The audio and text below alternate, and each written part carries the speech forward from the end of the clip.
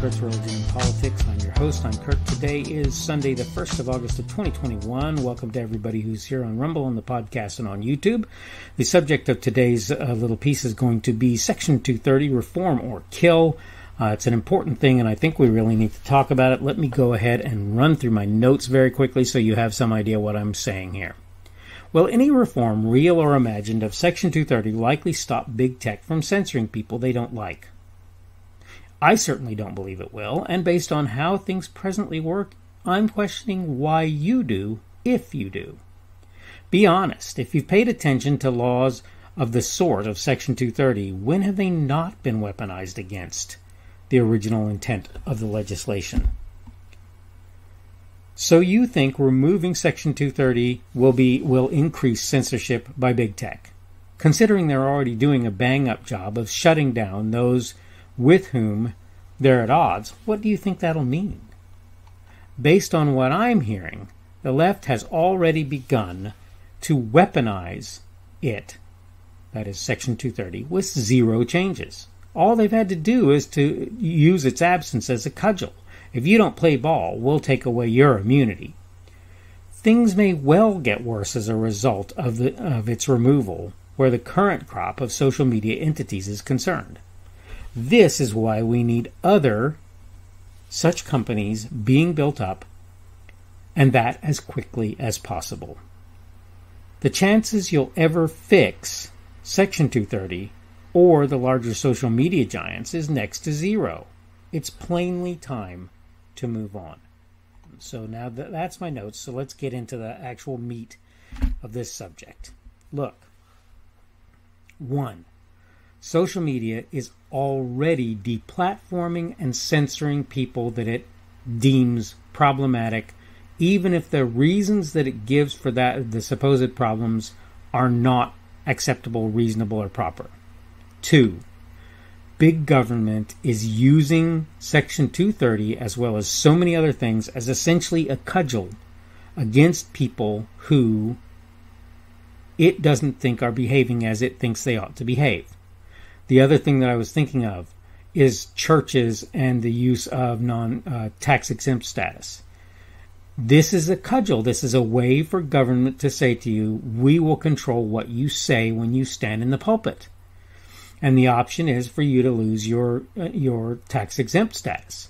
Same thing is true for the Bill of Rights of the Constitution.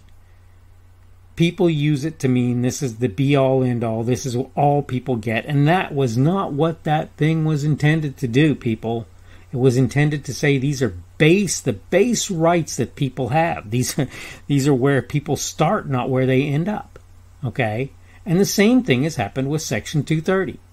Government is using it to control what people say. Not that that's very much of a thing, because for the most part, the people who are doing social media, particularly at higher levels, seem to be sycophants for the government and particularly for the left, right? They seem to want to do censorship of one sort or another, so that's not really a big thing.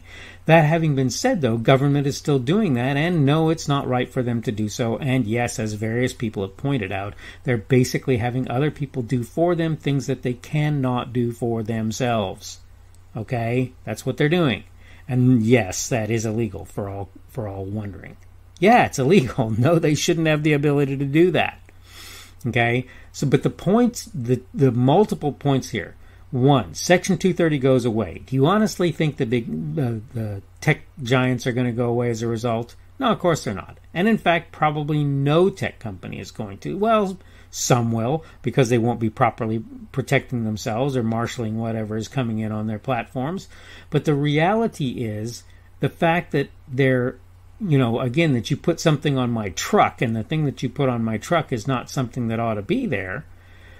I have to be sort of responsible for that to some degree, but if you came to me and said, I'll pay you to haul this load, I'll ask you what it is, but if you tell me that it's one thing and put another thing on my truck, well, then it may not, that may be a problem, and I may have to do something to remedy that. But the point is, I shouldn't be held responsible for the fact that somebody else put something on my truck that I didn't authorize, that I don't count acceptable or appropriate. That's just not how that should work. So, I think that all of this is pretty obvious. Section 230, it needs to go. Big government has no right putting that out there to begin with. They just don't have the right. It's not something that they have the authority over. So they shouldn't really be putting that out there to begin with. It's bad enough that they're abusing various things like the civil rights stuff and tax-exempt status of churches and the Bill of Rights, right? Saying things like, well, this is all you get, or we'll take your tax-exempt status if you don't say what we want you to say. This is state control of religion. That's what that is. Nothing more, nothing less. The very thing that they're not supposed to be able to do with that, they're accomplishing through tax-exempt status.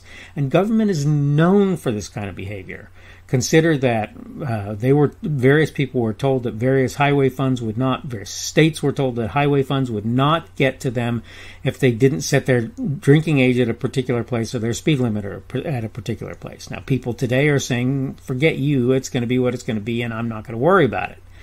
And that's made it so that the control has fallen back into the hands of the state where that kind of thing is concerned. And I've said this before, and I'll say it again. It's a thing for the federal government to control the monies for Medicaid and Medicare both, even though they're not even supposed to be responsible for Medicaid, right? It's a thing for them to control those monies and tell people, if you don't play ball and do it exactly our way, you're not getting the money. That's a reality. So when the money flows up to the federal government and back down, it causes a problem. Here's my point, though. This is just one of many things. Section 230 is just one of many things where what's happened is the government has said, we'll protect you. And what's actually happened is they've then gained power by putting legislation in place. And typically what happens is somebody comes along later who doesn't cotton to what was said or done and says, yeah, let's find a way to make this work in our favor as opposed to working against us. This is what happens, okay? You just need to get used to this idea that government, given the opportunity, will almost always seize more. I did a thing where I titled it something like, if you give it, they'll take it, or something to that effect. Well, I was talking about government when I said that. Now, to be fair, lots of other people will do that. But government is in a unique position where all of this kind of thing is concerned. They're in a unique position. And because of the position that they find themselves in, they have the ability to use laws as cudgels, as I say, against people who they were supposed to be intended to protect. We'll take away your status. We'll only assume that you have these rights. You can't be tax exempt if you're going to talk about things other than religion when you're in church. All of these things. So many that you could consider. We'll take your highway funds if you don't set the drinking age at this level. We'll take your highway funds if you don't set your speed limits at this level, or reduce them, or cause them to be way slower to you than they ought to be.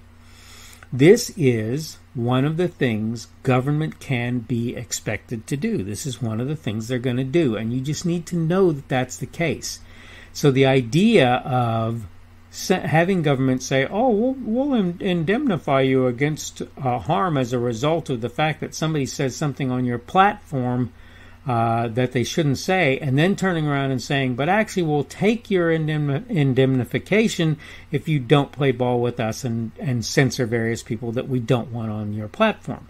This is the problem. This is the sort of thing that happens, and something that you need to consider. I'm sorry, in my opinion, there's no more important, more significant reason that Section 230 needs to go. And I'm going to say this again. The only fix that I know of for this is that there have to be platforms out there that cannot be bought and sold under government auspices of we're going to give you various kinds of protection. They need to say no. They need to say no. All right, I need to go ahead and wrap up now. This is the Daily Summation from Kurt's Religion and Politics. I'm your host. I'm Kurt, by the way. Today is Sunday, the 1st of August of 2021. Tomorrow then will be Monday, the 2nd of August of 2021. Today is the beginning of the Christian week, and tomorrow will typically be the beginning of most people's work week. If you happen to work on the weekend, thank you very, very much. Again, I promise I avail myself of your services. Thank you for everyone who's been here on Rumble, on the podcast, and on YouTube. You can give me a positive or a negative Rumble on Rumble. I prefer positive, obviously, but if you feel the need to give me a negative, you have the right to do that. You can like or thumbs up or dislike or thumbs down my content on YouTube if you choose to do that. And remember that you can comment in both places, and that helps me to know what you're thinking about what I'm saying. Today's subject has been Section 230, Reform or Kill. Tomorrow we're going to talk about why representative republic. And I think there's some people who are a little bit confused about that, so hopefully I'll get a chance to kind of clarify my view with regard to that, and hopefully you'll get a chance to look at it and maybe tell me what you think about what I say. Hope you're having a good day today. Tomorrow, as for most folks, I'll be headed back to the workplace, but I hope things are going well for you today, and hopefully we will see you again on Monday's edition of the Daily Summation from Kurt's Religion and Politics.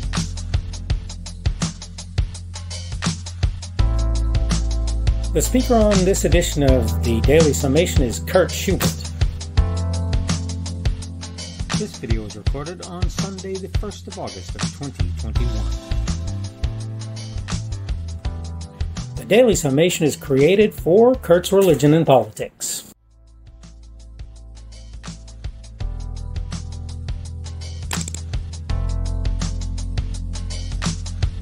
Thanks for watching this edition of the Daily Summation from Kurt's Religion and Politics. I hope you found it entertaining or instructional, or maybe both.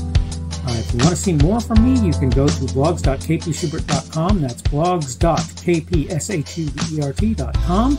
I am on Twitter, Parler, and Minds.com. My handle on each of those is @kpschubert. That's @kpschubert.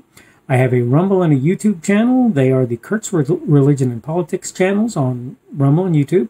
I have a Facebook page. The Facebook page is Kurt's Religion and Politics as well. I am on Patreon. If you want to support me, that's one of the better places you can do that. And you will find me at Kurt's Religion and Politics on Patreon.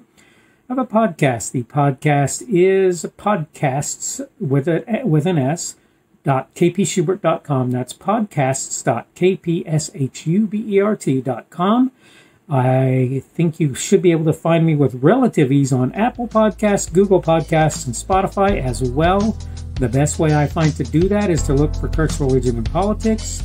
You can try to use the Daily Summation. I find that it doesn't work as well as a general rule, but you can always try that. I'm glad to have you aboard today, and hopefully we will see you again tomorrow.